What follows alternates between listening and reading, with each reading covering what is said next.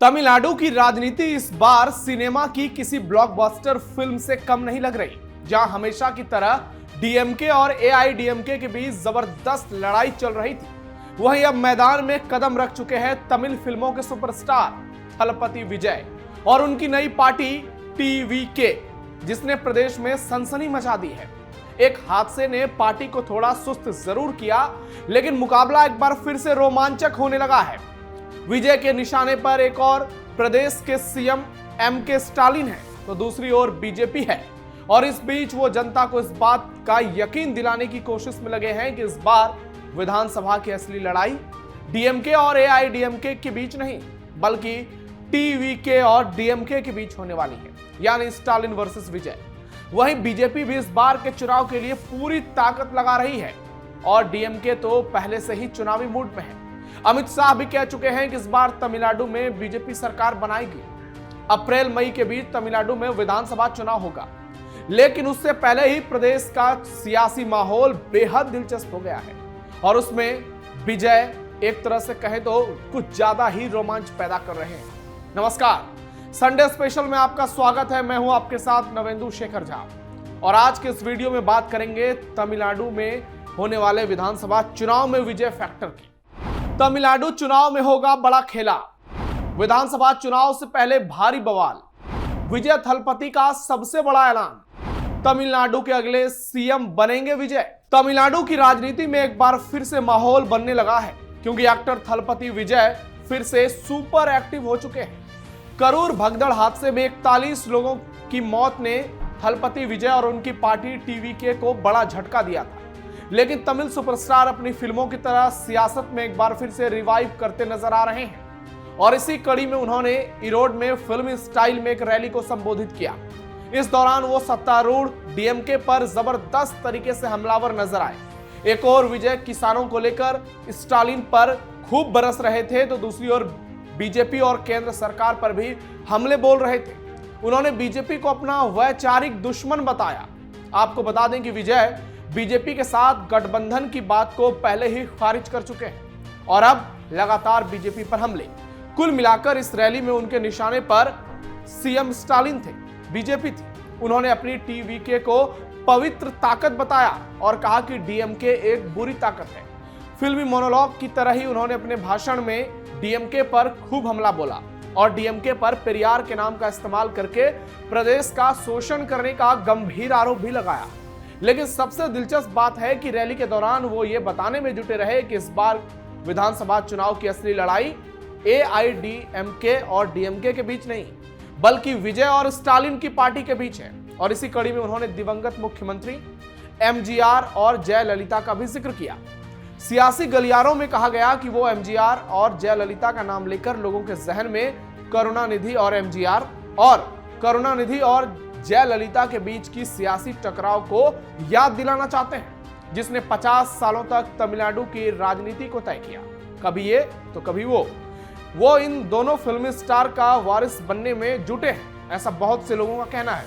इसके साथ ही एक मंझे हुए राजनेता की तरह वो अपने साथ दूसरे दलों को जोड़ने की भी कोशिश में लगे हैं। लेकिन अब देखना दिलचस्प होगा कि तमिलनाडु की राजनीति किस ओर करवट लेती है।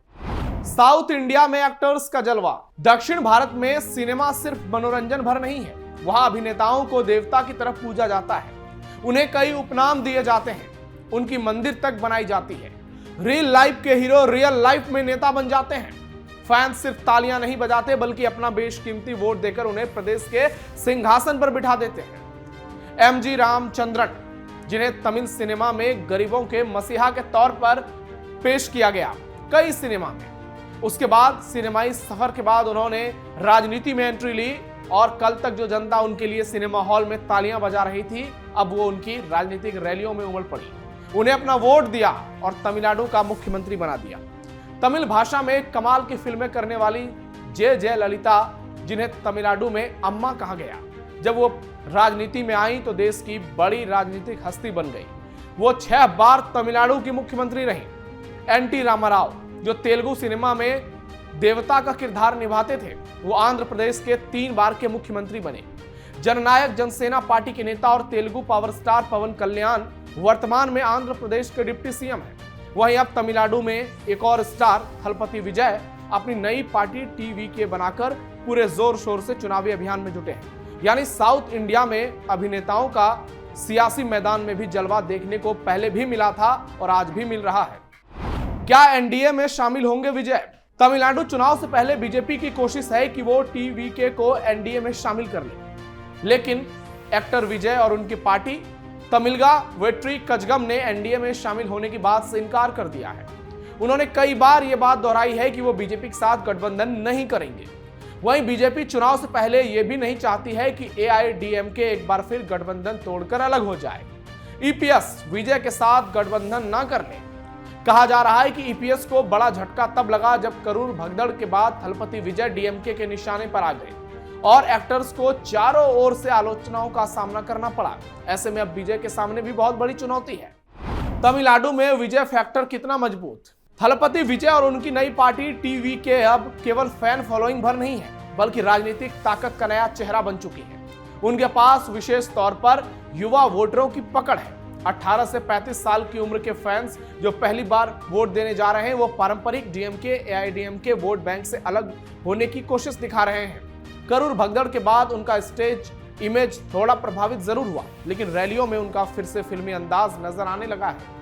फिल्मी अंदाज और एमजेआर ललिता के नाम का इस्तेमाल करके उन्होंने जल्दी ही अपनी पकड़ फिर से मजबूत कर ली है। एक्सपर्ट्स का कहना है कि वो अकेले लगभग 7 से 10% वोट शेयर खींच सकते हैं, जो सत्ता पाने के लिए पर्याप्त तो नहीं है, लेकिन एआईडीएमके और दूसरे दलों के वोट को पूरी तरह से तोड़ने का बड़ा कारण बन सकते हैं।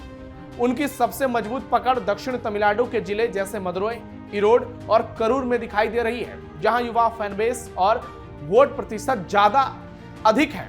चुनाव के लिहाज से विजय की पार्टी का सबसे बड़ा असर यह है कि एआईडीएमके का वोट बैंक बढ़ सकता है, जिससे डीएमके को अप्रत्यक्ष लाभ मिलने की पूरी संभावना है।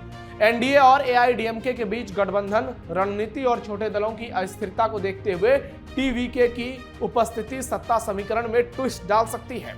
चुनाव 2026 में यह साफ है कि विजय अकेले जीत नहीं सकते, लेकिन उनके स्टार पावर और युवा वोट बैंक निर्णायक मोड़ ला सकते हैं। इससे सीटों की संख्या, गठबंधन की रणनीति और दोनों प्रमुख पार्टियों के मुकाबले की चालें प्रभावित हो सकती है। कुल मिलाकर थलपति विजय ने तमिलनाडु के सियासी ड्रामे में एक नई रोमांचक और अनिश्चितता भरी परत जोड़ दी है, जहां वोट, स्टार पावर और सियासी टकराव मिलकर तय करेंगे कि इस बार विधानसभा का असली विजेता कौन होगा।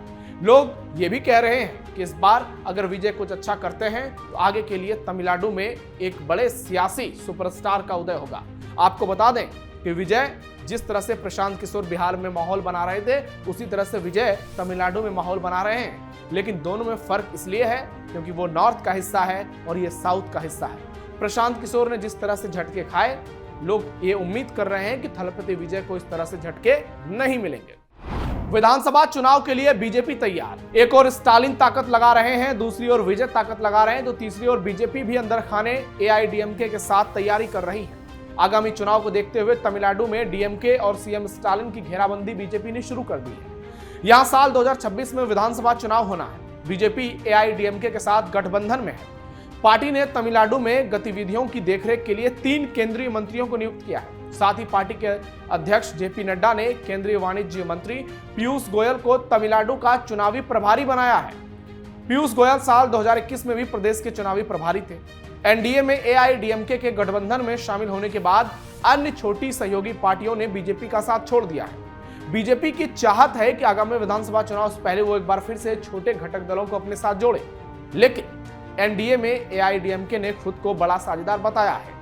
10 दिसंबर को एआईडीएमके की पार्टी जनरल काउंसिल की मीटिंग में महासचिव एडपादी के पलानास्वामी यानी ईपीएस ने कहा था कि हम आगामी चुनाव में एनडीए की अगुवाई करेंगे, यानी एनडीए को लीड करेंगे। बीजेपी नंबर 2 की पार्टी होगी। एआईडीएमके ने बीजेपी को साफ संदेश दिया कि राष्ट्रीय पार्टी अब तमिलनाडु में अपनी मनमानी नहीं कर सकती। बैठक में यह भी साफ किया गया कि वो टीटीवी दिनाकरन और ओ पनीरसेल्वम और वीके शशिकला जैसे बागियों को फिर से पार्टी में शामिल नहीं करेगी। ईपीएस ने कहा कि आगामी विधानसभा चुनाव में हम अपने दम पर बहुमत लेकर आएंगे। हम डीएमके की तरह दूसरों पर निर्भर नहीं हैं। हम अपनी ताकत के बूते सरकार बनाएंगे। उन्होंने दावा किया कि आगामी चुनाव में एनडीए को 210 सीटें मिल सकती हैं। केंद्रीय मंत्री पीयूष गोयल के सामने बड़ी चुनौतियां मुंह बाए खड़ी है। हालांकि बिहार चुनाव में मिली जीत से पार्टी उत्साह से लबरेज है। केंद्रीय गृह मंत्री अमित शाह ने संसद के शीतकालीन सत्र के दौरान कहा कि हम तमिलनाडु में सरकार बनाने जा रहे हैं, पश्चिम बंगाल में भी सरकार बनाएंगे। शाह के बयान के बाद भी तमिलनाडु में एनडीए अब तक आगे नजर नहीं आ रही है। जयललिता की मौत के बाद एआईडीएमके में बड़ी फूट हुई थी। दिनाकरन और ओ पनीरसेल्वम एआईडीएमके से अलग होकर अपनी अपनी पार्टी चला रहे हैं। साथ ही वो किसी भी सूरत में ईपीएस को एनडीए का सीएम फेस मानने को तैयार नहीं दिख रहे। पीएमके आंतरिक कलह से जूझ रही है। वहीं प्रेमलता विजयकांत और डीएमडीके ने ऐसे गठबंधन में शामिल होने का फैसला किया है जो ज्यादा सीटें देगा और राज्यसभा सीट का वादा करेगा। प्रेमलता विजयकांत ने कहा कि जनवरी 2026 में फैसला लिया जाएगा कि उन्हें करना क्या है। वो भी एआईडीएमके से नाराज हैं क्योंकि ईपीएस ने अपना वादा पूरा नहीं किया था। पीयूष गोयल 22 दिसंबर को तमिलनाडु जाने वाले हैं। वो प्रदेश बीजेपी नेताओं के साथ एआईडीएमके लीडरशिप के साथ बैठक करेंगे। बीजेपी हाईकमान नहीं चाहती कि एआईडीएमके के साथ उसका गठबंधन टूटे, क्योंकि ऐसा होने पर उसे सिंगल चुनाव में सिंगल डिजिट तक पहुंचने के लिए भी जद्दोजहद करना होगा। वहीं 2021 में पीयूष गोयल ने एक मजबूत गठबंधन बनाया था जिससे एनडीए 70 से ज्यादा विधायकों के साथ विपक्ष में बैठ गई थी। हालांकि इस बार बीजेपी ने एक बड़ा फैसला लिया है। एआईडीएमके से गठबंधन के चलते बीजेपी ने अपने पूर्व प्रदेश अध्यक्ष को एक तरह से पीछे धकेल दिया है और अब देखना यह होगा कि अन्नामलाई क्या फिर से उनको इस चुनाव के केंद्र में रखा जाता है और उनके चेहरे पर बीजेपी चुनाव लड़ती है। फिलहाल तो ऐसा नजर नहीं आ रहा है, लेकिन अन्नामलाई पूरी ताकत लगा रहे हैं। ऐसे में इस बार का विधानसभा चुनाव तमिलनाडु में बेहद रोमांचक हो गया है और एक ओर है डीएमके तो दूसरी ओर है एआईडीएमके और बीच में थलपति विजय जीत की हुंकार भर रहे हैं। अब देखना यह दिलचस्प होगा कि तमिलनाडु चुनाव में क्या वो बिहार के प्रशांत किशोर साबित होते हैं या फिर वो एआईडीएमके का खेल पूरी तरह से बिगाड़ देते हैं और अमित शाह के जो दावे हैं वो धरे के धरे रह जाते हैं। आपको क्या लगता है? कमेंट बॉक्स में अपनी राय जरूर दीजिए। हमारे इस वीडियो को लाइक कीजिए, शेयर कीजिए और चैनल को सब्सक्राइब जरूर कीजिए। फिलहाल के लिए संडे स्पेशल में इतना ही। धन्यवाद।